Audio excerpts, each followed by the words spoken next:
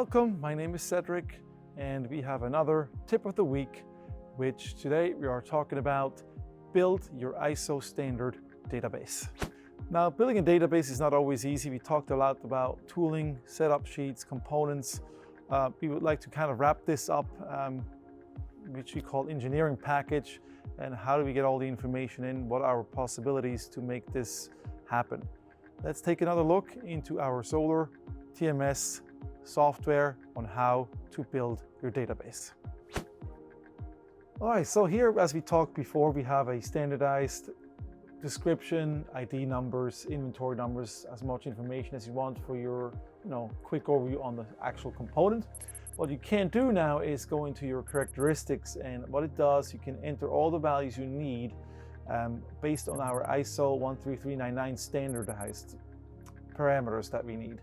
This means it will help you to really have a smooth transaction to other programming systems, and also help you to have really a very accurate tool assembly at the end of the day. Important is here again that we fill out the values that we see here to get all the dimensions. With help of the ISO, we can clearly see there is all the shortages and names that we need to have the values for. At some point we can get help, and one of the helps is right here. We can attach documents from any type of vendors, or we can simply link it to a vendor's website. So with a single click on that I button, it brings up that specific component that we need. And what you can do here is simply copy paste the values of the parameters right from here into your Zoller database. Plus, even better, you can download your actual drawings, the 3D picture, whatever you need right down here, and just pull that in from your desktop.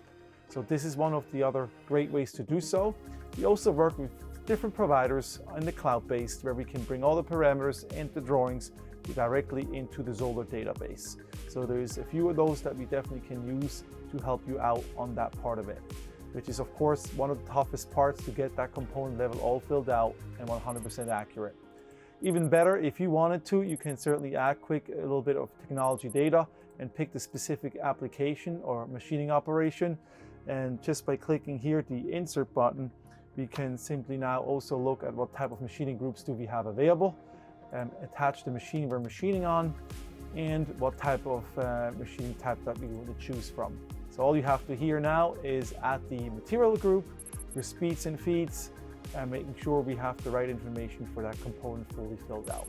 So this is how you can create your database and get some information either from the cloud or by a specific Excel parser sheet that we could use from you and compare with the Zoller one. So that way we can get all those fields nicely filled out for you.